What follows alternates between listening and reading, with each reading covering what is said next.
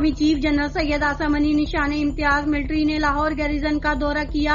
Army chief نے یادگار شہداء پر پھول چڑھائے اور مادر وطن کے لیے جانیں قربان کرنے والے شہداء کو خراج عقیدت پیش کیا۔ پاک فوج کے شعبہ تعلقات عامہ ISPR کے مطابق اس موقع پر آرمی چیف کو فارمیشن کی آپریشنل تیاریوں پر تفصیلی بریفنگ دی گئی۔ کور ہیڈ کوارٹرز میں گیریزن آفیسر سے آرمی چیف نے خطاب کرتے ہوئے افسروں اور جوانوں کو ان کی قوم کے لیے خدمات پیش کرنے اور پیشہ ورانہ مہارت پر سراہا۔ مٹنے نہیں دیں گے تیری یادوں کو اے قائد۔ جناح گیلری اور لائبریری کا قیام پاک فوج کی روشن تعمیری سوچ کا عکاس ہے۔ تاریخ گواہ ہے کہ پاک فوج ایک تعمیری سوچ کا حامل ادارہ ہے جس نے ہمیشہ پاکستان کے دفاع کے ساتھ ساتھ اس کو سنوارنے، نکھارنے اور مضبوط کرنے کا کام کیا۔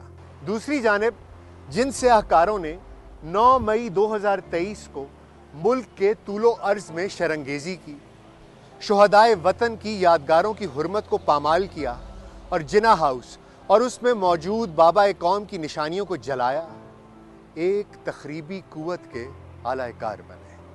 آج پاک فوج کے سربراہ جنرل سید آصم منیر نے اس شاندار جناح گیلری کا افتتاح کر کے تخریبی سوچ پر تعمیری سوچ اور شر پر خیر کی فتح کا اعلان کیا ہے۔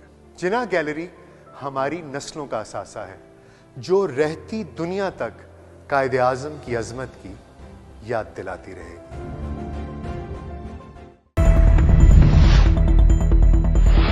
وزیر اعظم شہباز شریف نے کہا ہے کہ 9 مئی کو ریاست اور اداروں کے خلاف بغاوت کی گئی۔ سالیہ 9 مئی میں بے گناہوں کو کوئی ہاتھ نہیں لگائے گا۔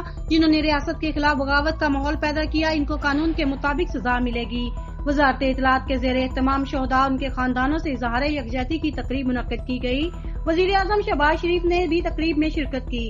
شہباز شریف نے اپنی نشست سے اٹھ کر شہداء کے ورثاء کا استقبال کیا۔ تقریب میں وزیر اعظم شہباز شریف، IG اسلام آباد علی ناصر رضوی سمیت شہداء کے اہل خانہ نے اظہار خیال کیا۔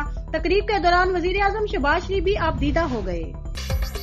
یہ بغاوت تھی اداروں کے خلاف، یہ بغاوت تھی پاکستان کے خلاف، یہ ایک سازش تھی منظم پاکستان کے عوام کو تقسیم کرنے کی۔ یہ ہے وہ ایک مکروہ کردار اور چہرے جو آج پوری قوم کے سامنے آ چکے ہیں۔ میں سمجھتا ہوں کہ 9 مئی کا اصل مقصد پاکستان میں جمہوریت کا خاتمہ، آئین کو خدا نخواستہ دفن کرنا اور فرد واحد کی بادشاہی اور ڈکٹیٹرشپ کا قیام عمل میں لانے کا ایک بہت ہی مضموم۔ PTI کے سینئر رہنما اور سابق صدر ڈاکٹر عارف علوی نے کہا ہے کہ بانی PTI دنیا کے مقبول ترین لیڈر ہیں۔ 9 مئی میں فوج کے اندر جو لوگ ملوث تھے ان کو سزا دی گئی۔ ہم بھی یہی کہتے ہیں کہ فوج کے چند لوگ ملوث ہیں۔ 9 مئی کے واقعات پر تحریک انصاف کی ساری پارٹی کو دبا دیا گیا۔ قمر باجوہ نے کہا تھا کہ فوج آئندہ سیاست میں حصہ نہیں لے گی۔ بچہ جانتا ہے فوج نے الیکشن میں کس طرح مداخلت کی۔ آپ نے فوج کے امیج کو نقصان پہنچایا ہے۔ فوج کے کچھ لوگوں کا الیکشن میں ہاتھ ضرور ہے۔ ترجمان دفتر خارجہ ممتاز زہرا بلوچ نے غزہ میں جاری اسرائیلی بربریت کی مذمت کرتے ہوئے کہا ہے کہ فلسطینیوں پر ظلم ختم ہونا چاہیے۔